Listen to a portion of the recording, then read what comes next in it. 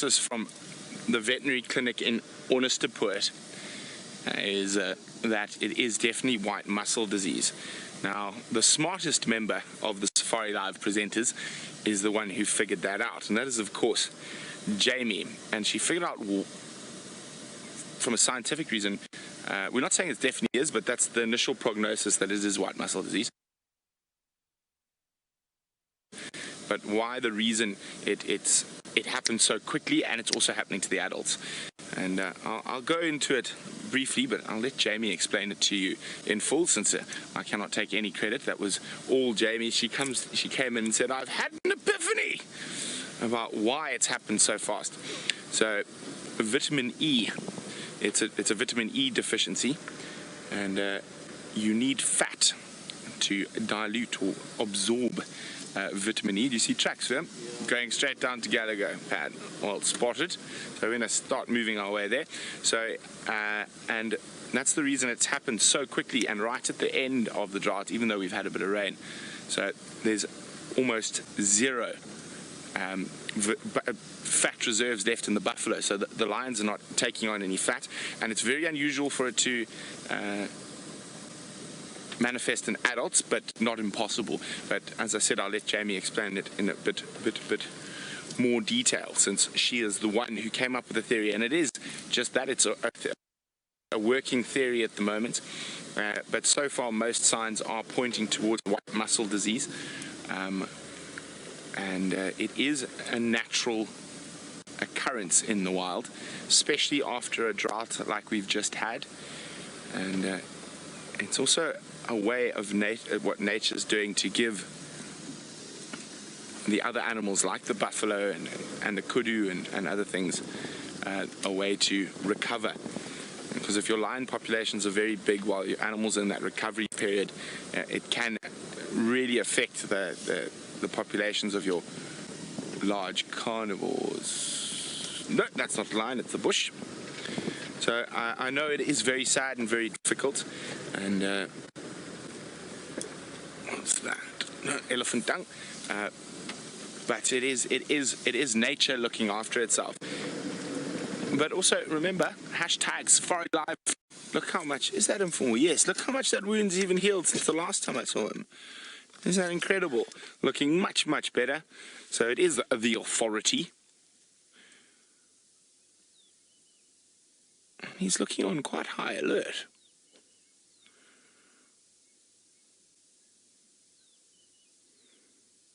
He is turning into a magnificent beast.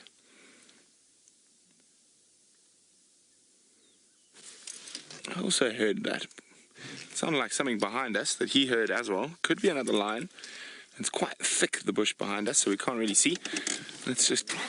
You see one? Male? Oh, so there is another lion. I did hear something. VM spotted one. Oh, she's coming towards us. Well spotted, VM. I just heard that. Oh.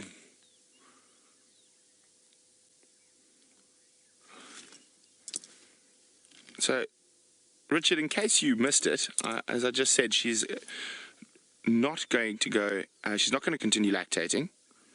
She's more than likely going to go into estrus, but because if she is affected by something like white muscle disease, that might put her estrus cycle on hold.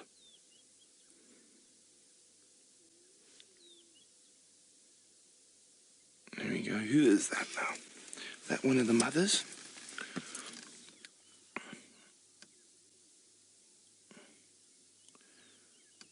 Looks like, I remember seeing that scar. Just trying to remember now. On her left flank. You can hear the cubs.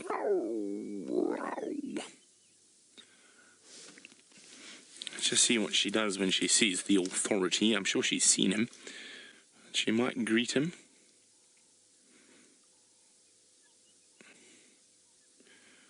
Belly's full of buffalo. What they really need to catch is a hippo. Well, no greeting for you, Mr. Authority.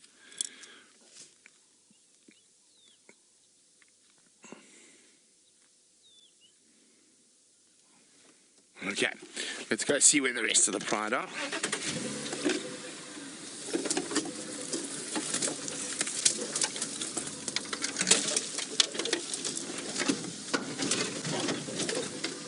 Oh, they're on the move. They've come out from the bush. So amazing that we've just done a loop, and in 10 minutes, where there were no lions, now they're lions. The station's located in Nkuhuma Pride. They're now heading south on Gallagher shortcut.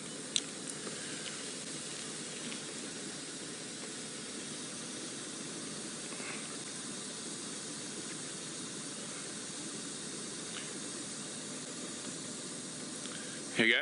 And you don't get many tracks fresher than that.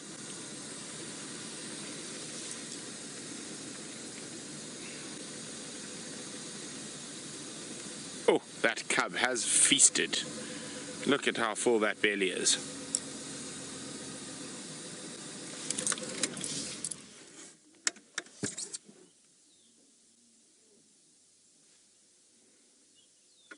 Oh, shame. There's another one of the cubs. It's not looking too well. Coming through there now. You can see how, even though it's been eating on buffalo, very skinny, and you can see that distortion in the hips already. Now, guys, I know we don't know what we're going to find while we follow the line, especially with this disease. There could possibly be more injured cubs that are not looking well. So if you are feeling a little bit sensitive, or you are very sensitive, it might be a good idea to just not watch for a little bit. Oh, hello, big boy.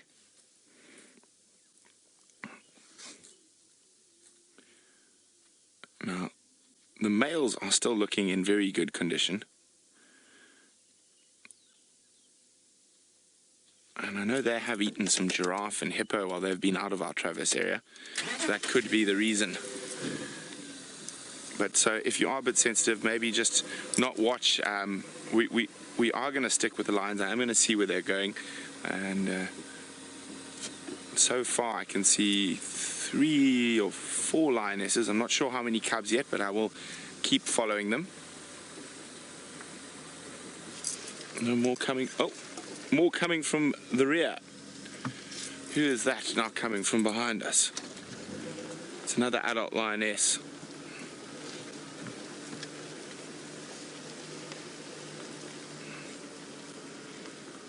Looks like amber. Oh, you can see that. Oh, shame. You can see her back legs struggling a little bit.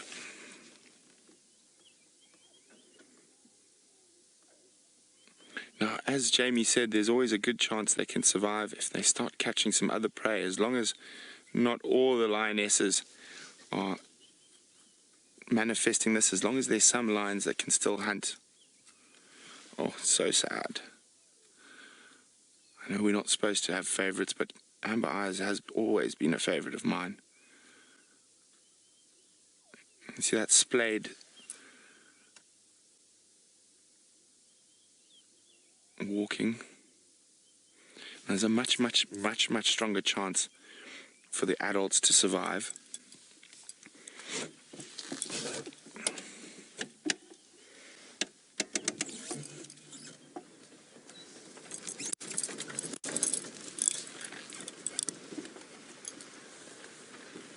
Oh, look, Bim. Look at that. He's playing with Dad.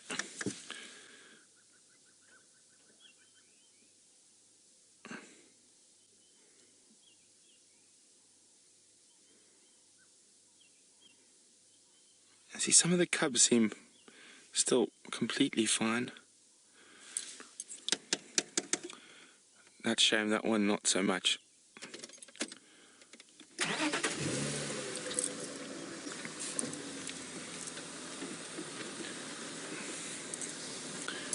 Now, as hard as this is for us to watch, it is in nature looking after itself. And after the drought, if the lion populations exploded, it would have a rather large and detrimental effect on the herbivore population. So this stuff does happen. it's just really sad that it happened to have happened to our pride of lions that we've come to love so much. The authority causing a roadblock.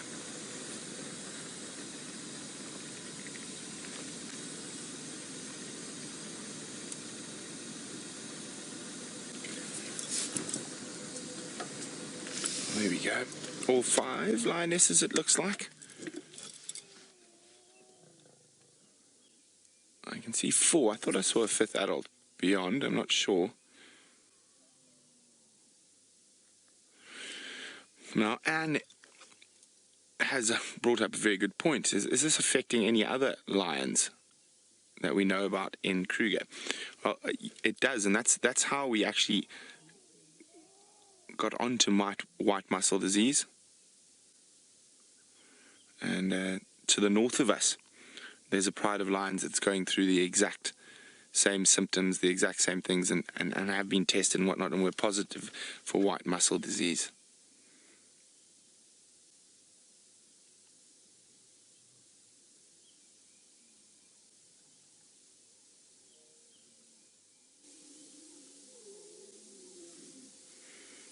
Lots of greeting.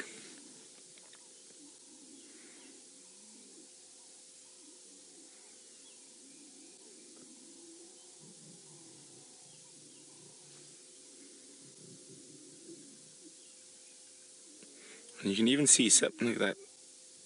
Look at the size of that lioness. She is glutted on that buffalo, and she looks to be in good condition. She's not showing as many, or not showing those symptoms like some of the others.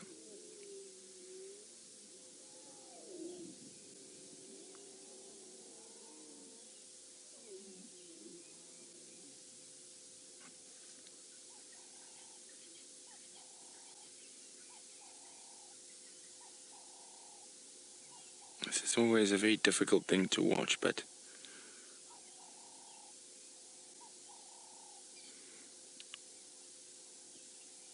the adults, which was what Paul was wondering, the adults have a much better chance of recovery than the cubs, and they'll be able to pick up condition a lot quicker. And I know this might sound horrifying to a lot of you, but it's probably the truth.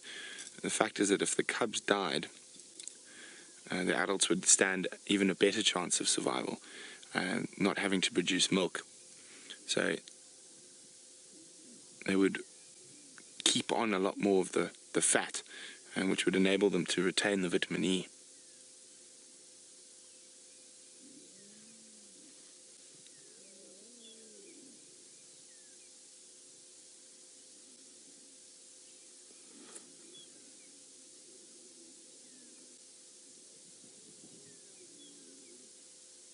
Now, Mr. Mfumo is blocking us from going any closer. Here he is, he's lying right in the road. And he does have the fluffiest of fluffy tails. Like a makeup brush. Oh, there we go, there we go. Using it to keep away all the little biting flies, not very successfully.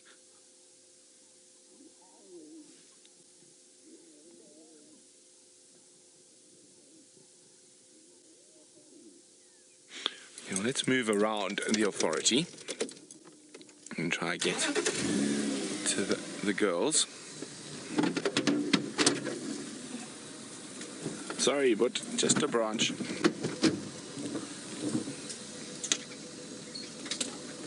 Oh, he is looking quite grizzled.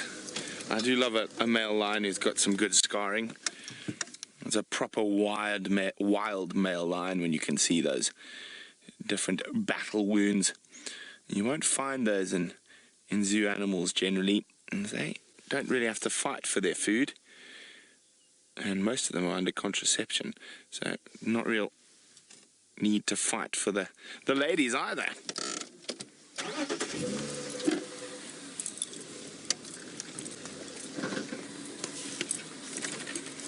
Okay.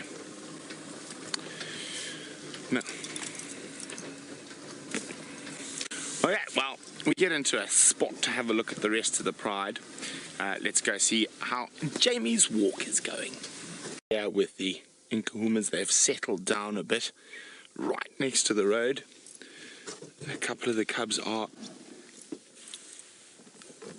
lactating on one female, the rest are just sort of sleeping here. I don't think they're going to move too much, and we're probably not going to spend too much more time here. We're probably going to go see what else we can find, and maybe Rusty's got a bit better signal where Shongile and Hosanna are hiding, so we might make our way there.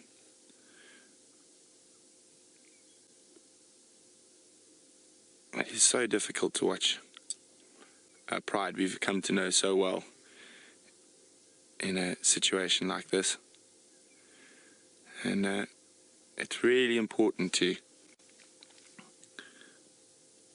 and it's difficult, it's really difficult, but it's very important to step back and to just remember that as much as we love the Nkuhumas, and if we look at the rest of the lions in the Kruger, and the vast majority of the lions are doing fine, and there's only 2 prides we've heard about with the white muscle disease, and that's Mother Nature's way of just righting the balance after a serious drought like we've just had, and giving animals, and obviously the buffalo in this area must have been particularly hard hit, and maybe they weren't as hard hit, and maybe there was more grass in other areas.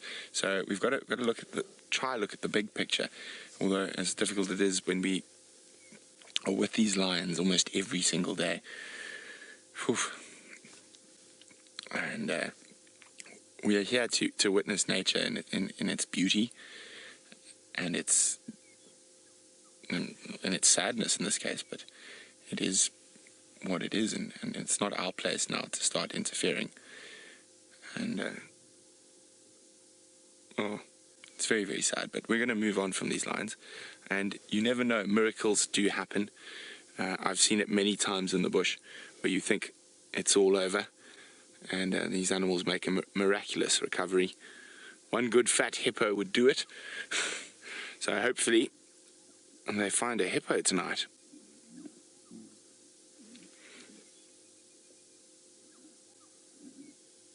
Yeah, a couple of the cubs are looking fine. I mean, that one's looking great. And 3 of them are looking good. One not good at all. One sort of in between. Okay.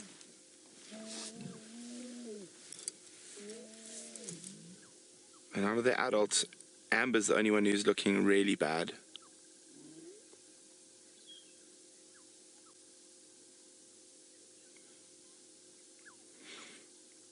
Now, Chanel's wondering, do I think the Nkuhumas would take down a hippo because they're instinctively seeking fat? I think they'd try to take down a hippo because they instinctively hunt hippo. And they are really good at catching big things. We have seen them on a hippo carcass before at Buffalo's Hook Waterhole. That was a long time ago, though.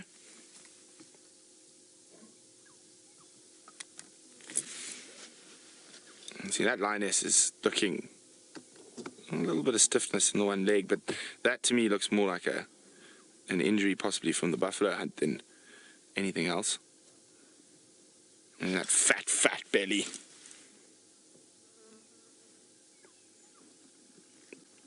No, she doesn't look like she's getting up with any difficulty, or even lying down with any difficulty.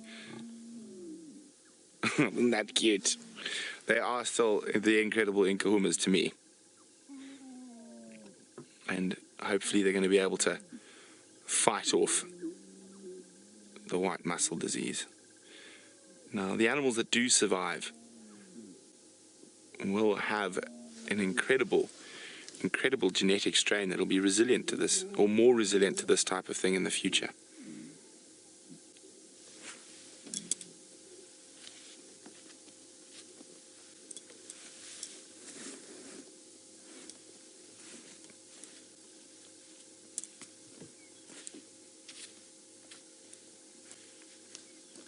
Okay, well, let's leave the Nkuhumas sleeping and go see what else we can find.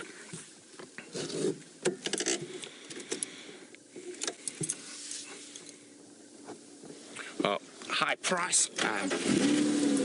Price is wondering if the Nkuhuma Pride does completely disappear, how long will it take other lions to take over their territory? It's near impossible, but it could be as long as a year, could be as long as 2 years, it could be as short as 2 months. You never know. And quite often we're not 100% sure what's happening with the lion dynamics outside of the Sabi Sands in the Kruger. We've got a good idea about the Manuleti, but you'd probably find that from a lioness pride it would take quite a lot of time, because the Birmingham boys don't seem to be affected and they'll still be in this area, so that will keep nomadic males and stuff like that out. So to be honest, it's I would be guessing if I knew. As long as it takes, I think, is probably the best answer.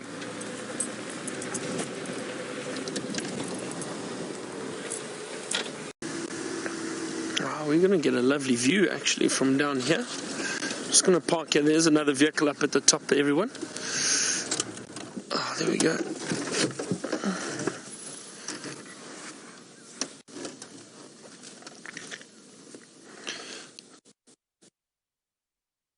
Little cubs and the females.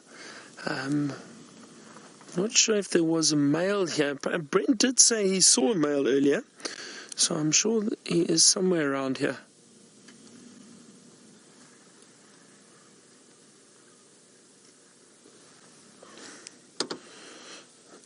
Well, what a fantastic afternoon so far for everyone. Firstly, the little leopards, and now the Pride of Lions. All Pride of Lions have been around. Brent found them quite early on in drive, which is great. So it's been a big cat Saturday for us, which is wonderful.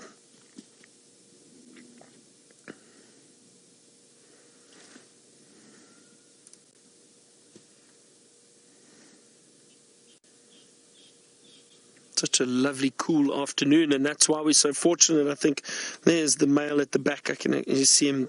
There we go. As that female turned over, you can see the mane. There it is, one of the Birmingham males. And as I was saying, with it being such a lovely, cool afternoon, it's great because a lot of these animals are out in the open.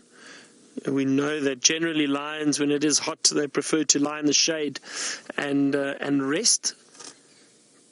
But it is overcast, but it's so nice to have weather like this for a change out in the bush, especially in summer.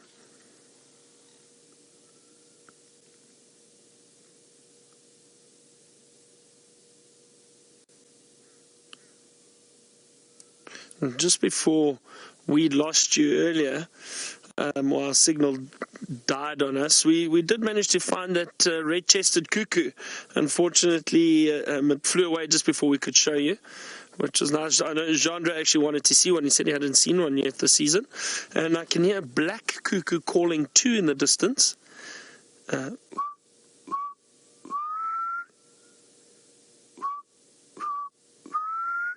Beautiful, beautiful call from these cuckoos. So nice having them back now in the summer. I know Brent was talking to you earlier about some of the kingfishers and that have returned for the summer. And all these cuckoos, all these migratory birds which have returned, which is wonderful. So it's nice to hear them and just sitting around enjoying sightings like this of these lions so close to us resting. You can still appreciate all the bird life around, which is fantastic. I'm hoping that Christine is watching on her birthday and enjoying it, and hopefully saw the leopards and the lions. Christine, I'm not sure. I know you said you had some interesting coffee or hot chocolate there earlier with some amarula, and those of you who've been on safari with us before or been out here, you know that amarula in a coffee, a little bit of liqueur, but it's delicious and it is very tasty and it keeps you warm in the winter especially. So I hope you're enjoying your special coffee or hot chocolate while watching the lions and that with us. All right, I'm going to spend some time with these lions. Let's sit here, just see what they get up to. While I do that, Jamie's got an interesting nest she'd like to show you. Just change positions, everyone. We're still sitting with the Nkuhuma Pride. There's one little cub suckling from the mother over there.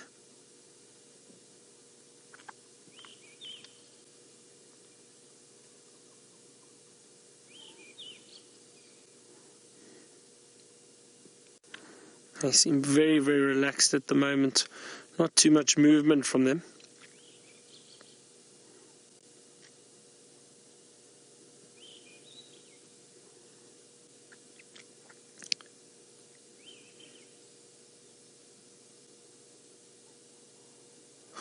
It's incredible. I always mention this to my guests when we are out on safari and we do come across these animals, or pride of lions, for example, and they resting and sleeping like they are now, and it looks like they're completely fast asleep.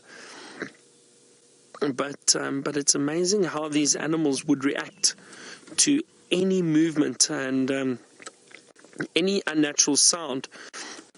For example, if we had to step off the vehicle. Now, they are used to the vehicle somewhat because of the time that we spend tracking and following and finding these animals, spending time with them. They do get somewhat habituated to the vehicles because they know there's no threat or danger. However, if we had to just get off this vehicle for any reason, which you wouldn't, but if you did have to, or come walking down the road, these lions would be up in a flash. And it's because they are incredibly aware and incredibly alert of what's going on around them.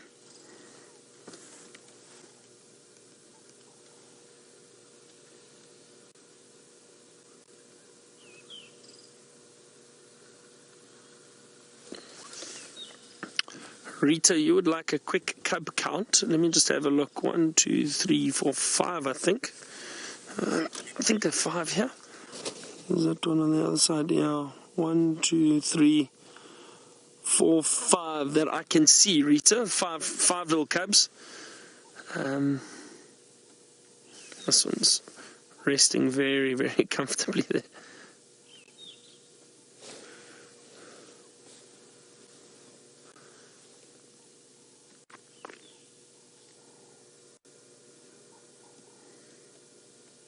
Fed yesterday. I actually don't know. Chandra, do you know? They did. Okay, so buffalo, another buffalo.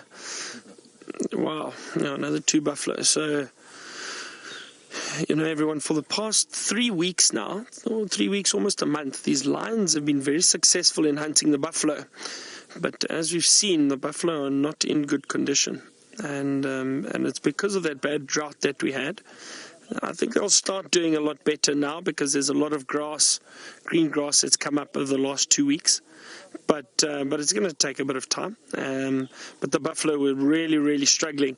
They weren't as strong and powerful as they usually are. So the lions were finding it easy to hunt them. And that is why I think one of the reasons why that they were killing buffalo. The other reason is that there were so many around. For some reason, we had herds coming through this area quite regularly or daily, and these lions would find the buffalo and then separate 1 or 2 and usually manage to kill 1, if not more, on a daily basis, which is very, very interesting. But it's amazing how, again, very opportunistic. Even if they're not that hungry, if there's food around, they'll still hunt.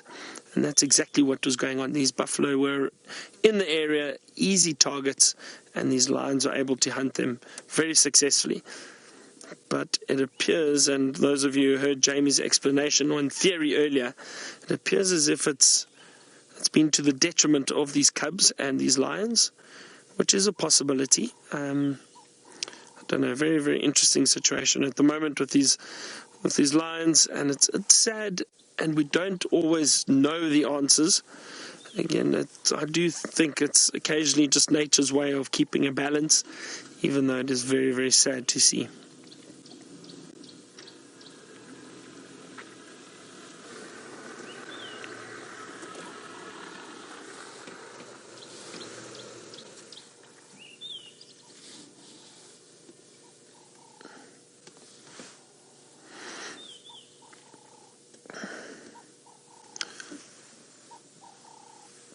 What I'm going to do is just reposition slightly. There's another vehicle here, and see if they can't get a better view. So I'm just going to move forward quickly. Let's make sure everybody gets a good view.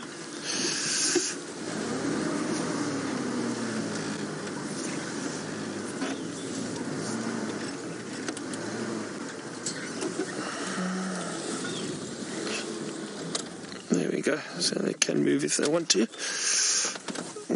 parked on a slope.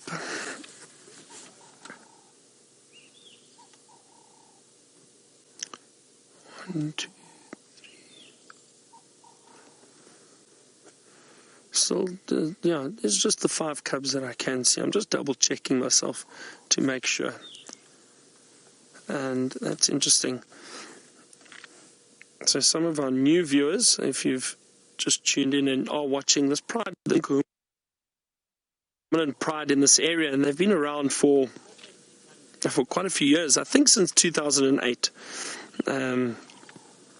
Obviously different females taking over as the older females die from old age, but they have been very successful, and they've especially the last month, and I think it's been about 60 odd days, I think, with the lions been seen every day, if I'm not mistaken. I don't know what the count is.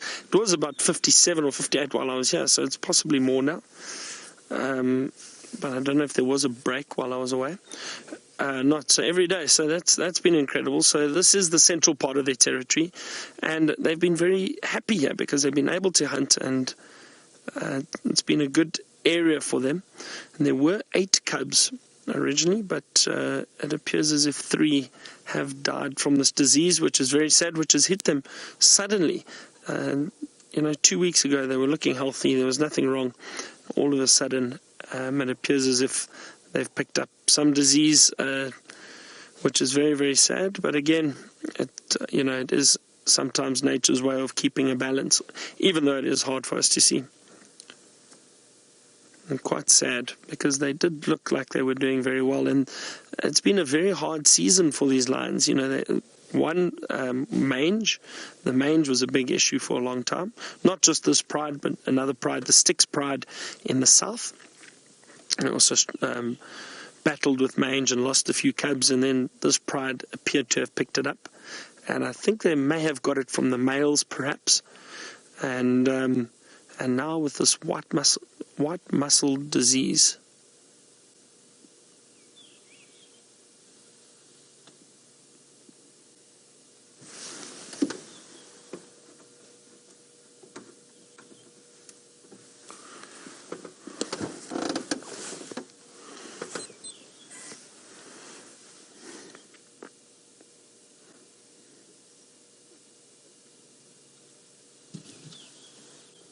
there's that big male just off to the side, still lying down there.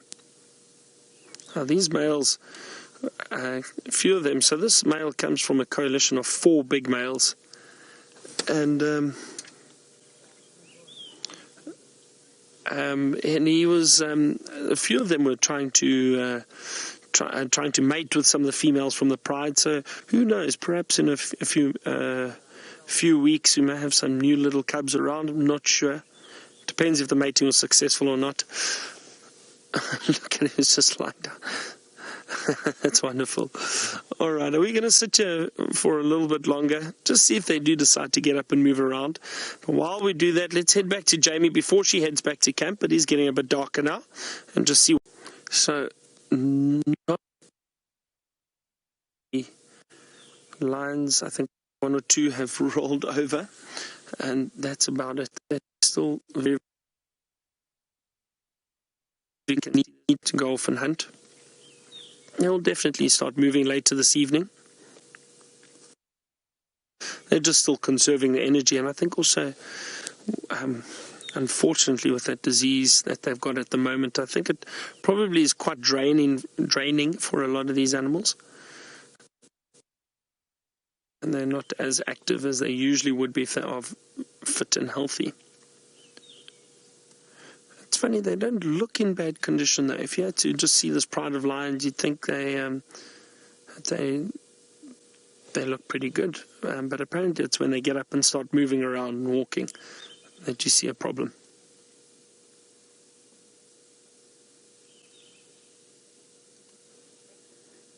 It's become a bit quiet in the bush. 1 or 2 birds still calling, but not as many as earlier.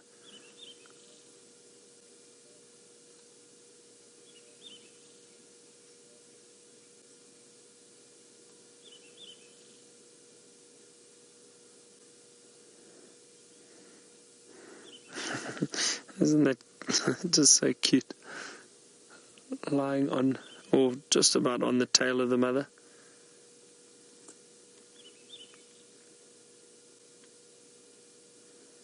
And we know the cubs get very playful with the tails of the females, often try and bite them and pull them.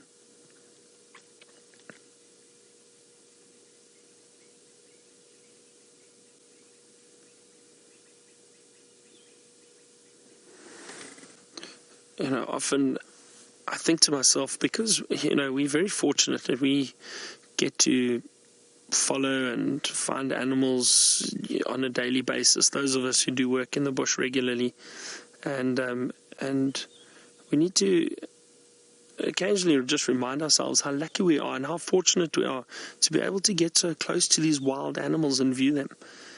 And the only reason at the end of the day is because they allow us to. If these lions didn't want to be seen, or if they weren't comfortable with us, we wouldn't see them. Same with those leopards that we saw earlier and that Brent has been with. If they and did not want to be seen, I guarantee you will not see them. These animals are incredibly elusive, so when we do see them like this out in the open, it is such a wonderful experience to be able to sit with wild lions.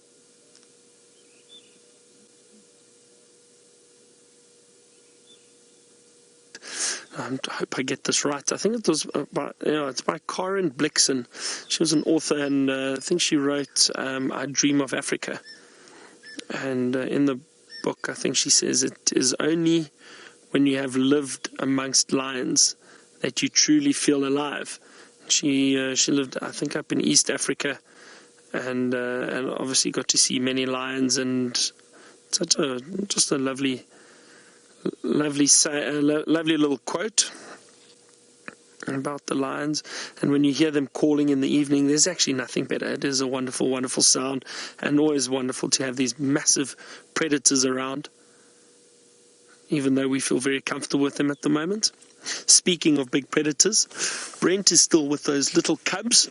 Let's go back to him and see what they're up to. So we're just still sitting with the lions, everyone. They just two little cubs stood up and are suckling at the moment from the one lioness. Look at this female. Keeping a close eye on the vehicle just behind us.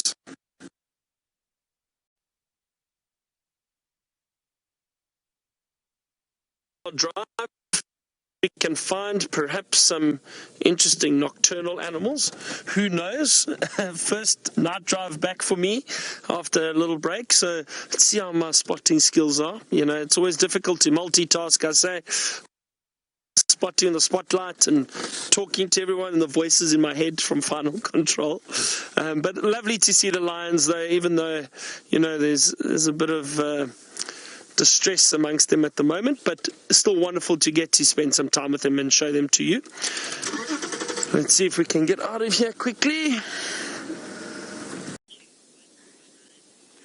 Well, I hope I have a slightly better, well, not better understanding. I hope that I've managed to sort of clarify my own thinking. And Brent mentioned that I had an epiphany about this whole thing, which is why I'm so casually leaning against the marula tree that's just happened to conveniently be placed here, because this is going to be a long one. So everybody strap in, and I apologize for the science that we're going to go into. No, actually, I don't apologize for the science that we're about to go into, but we are going to go into some science in a little bit of detail. I was sitting on the couch, trying to switch my brain off and stop thinking about the lions and what was going on and just relax a little bit, when suddenly I flashed back to high school biology, and I cannot remember what year I was in, but of course I went to an all-girls school, and we talked a lot about fad diets and why they're bad for you. And I remember very specifically, this was all part of a conversation about vitamins, very specifically having a question in a test that said, why do we need to consume some fats in our diet? And then I remembered that vitamin E, and vitamin A actually, vitamin E, vitamin A, vitamin D, and vitamin K are all what's known as fat-soluble vitamins. Now, vitamin, and I apologize, most of you will know this, but let's just go over it again just to sort of build the story. This is my theory, by the way. It's not based on any chats to vets or anything like that, but it just makes sense in my head. So The vitamin is essential to the way that a body works, any organism, and it's something that we cannot produce ourselves. It's something that we have to imbibe through our diet. And some of them, things like vitamin B, are what's known as coenzymes, so they're organic molecules that help all of the metabolic reactions in our cells. Vitamin E is very much an antioxidant, and it's not fully understood exactly what role it is that it plays, but it's understood that it actually performs a huge amount of very important functions in an organism's body. And it only really needs to be present in relatively small amounts because vitamin E is fat soluble and therefore your body can store it. It's one of the reasons why vitamin B and vitamin C supplements, if you keep taking them over a length of time, you might actually end up wasting your money unless you've been specifically told to by a doctor. They're water soluble. You just excrete them. So bearing that in mind, vitamin E is fat soluble. The only way that it can be absorbed through the intestine is when it is included within a fat, because it's actually an alcohol. Alcohol is fat soluble. It's included within a fat that is then absorbed, physically carried by the molecules within the cells through the cell membranes in the intestine and into the lymphatic system. So why does this all matter? Well, my epiphany, in theory, was it's not about a lack of vitamin E, I think it's about a lack of fat in the diet, and that is why Karula and the cubs and the leopards, yes, they could get it. If you fed them on meat that was completely devoid of fat, yes, eventually they would get a vitamin E deficiency. But with the lions, they've been targeting the buffalo. Now, herbivores are specially adapted. They eat the plants, so they get the oils that they need to digest vitamin E. So it's okay. It's not that the buffalo don't have vitamin E completely. They do, but the buffalo have been the hardest hit by the drought. Therefore, they are the thinnest animals out here, and that I don't think any of us are going to dispute. The buffalo have been hit the worst. The lions are tackling the buffalo because it's easy. The Nkuhumas haven't needed it to struggle too hard to catch them. The rest of the animals, the mixed feeders, they're in better condition. They're faster. They're running away. So, taking a deep breath. Sorry, Eggsy. I know this is very, very exciting for you. So, it makes sense to me that what's happened with the Nkuhumas, and that explains, because I couldn't understand how a vitamin deficiency, which is usually quite a drawn-out process, why did it happen so suddenly? And I think we just got to that point where the buffalo used up every single part of their fat reserves, from any fat that they had stored in their organs, subcutaneous fat. And now that I think about it, when you look at the carcass and you look under their skin, there was hardly anything there. So that's what I think has been happening with these lions. That's why the females were getting it. And bear in mind, it's storable because it's fat soluble. Therefore, their bodies had it stored up, and they just reached the point where they just didn't have any left, and they weren't getting any in their diet. The milk production carried on, but without vitamin E. The cubs went first, but not by much, because remember, vitamins are such a crucial part of our day-to-day existence. If I were to take away your vitamins completely, that you didn't have any in you, you'd become incredibly weak incredibly quickly. And that, I think, is the explanation as to why this white muscle disease has happened as quickly as it has. It makes sense to me. Yes, exactly, Jen B. That's exactly what I'm thinking. So if they'd killed the hippo not too long ago, and the hippo also not in fantastic shape, but the hippo slightly better off than the buffalo, then yes, I think that might have been something that would have started to help save them. Look, it might have been that the progression of the disease was such that it was already getting to that point where it just hit that tipping point, and that's when they started to fold. But the good news is that, to me, it makes sense that it's something that's imminently fixable. If the rains continue, you've seen how green it is around here. Herbie and I were just having this conversation about how walking now is not the same thing that it was a couple of weeks ago, because the vegetation is so much denser. We can't see nearly as well, which means that Herbie sort of has to stay a little bit closer to us. He can't necessarily leave us behind and go scouting because we can't see into the bush. So yes, I think that if they'd eaten the hippo, but if the buffalo start to gain condition quickly, hopefully, or if the Nkuhumas start to kill other animals, it's going to take a while. It's like trying to fix scurvy overnight. It's basically almost, in a way, comparable, though I suppose vitamin C is water soluble. But don't you think that makes a lot more sense? I mean, I know it's still tragic and it doesn't take away 1 second from the tragedy of what's happening. But it's been bothering me. I couldn't understand how it was happening all at once, how they were... It was like there was a pathogen, but without a pathogen being involved. Now, Kitty Bang Bang, you wanted to know why it's called white muscle disease. And the reason is very simple, and it's one of the reasons why the preliminary autopsy, it's not complete, the conclusions are not completely drawn, but why the preliminary autopsy points to white muscle disease. And I've seen the pictures myself. I mentioned them this morning. I'm not going to be showing them because they're exceptionally graphic. But essentially, you've seen what a buffalo carcass looks like. You've seen the way that the muscles are red, the meat is red, the flesh is red. In this disease, the muscles are white, almost complete. Well, they're actually yellow, almost sort of chicken-coloured in... Sorry, distracted by Herbie, who's eating Bushman's grape. Hey, Herbie, it's Bushman's grape. Yes. Spot on. I'm distracted. What are we looking for? Berries. Ah, and a beautiful moth. I've seen this moth before. Back to that whole conversation.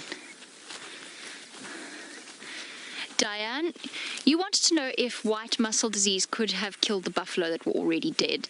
My suspicion is no. I think they have...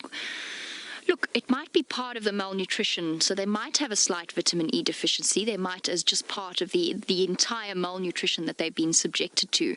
But I doubt that was the primary cause of death for the ones that have died without any explanation. My suspicion would be that that is just pure malnutrition. And what, of course, happens is the heart muscle starts to get weak and the buffalo dies of some kind of complication resulting from the fact that they just don't get the nutrients they need. The reason I don't think it's specifically vitamin E is because of what we discussed earlier. So the fact that plant herbivores are adapted to get vitamin E and oils and the fats that they need from the plants themselves. So seeds, legumes, the plants actually carry certain oils that are basically unsaturated fat that works just as well as saturated. It doesn't have to be a lot of fat or butter to get the vitamin E to digest. So I doubt it was the vitamin E deficiency. And look at what the meat looked like, the muscle looked like on the buffalo. It wasn't white, it was pink. So it makes me think it was something else, probably just general malnutrition that killed the buffalo. So there you go. That was a lot of talking. So there you go. That was my theory. I hope it makes sense to you and perhaps helps you a little bit to understand the way that this disease or deficiency has progressed in the way that it has. And it gives me hope, personally, because it means that it should, as soon as they start getting fat back in their diet, it should help. Right, so I don't think leopards will get it, because they eat better food. Let's go over to Byron, have a look at a leopard.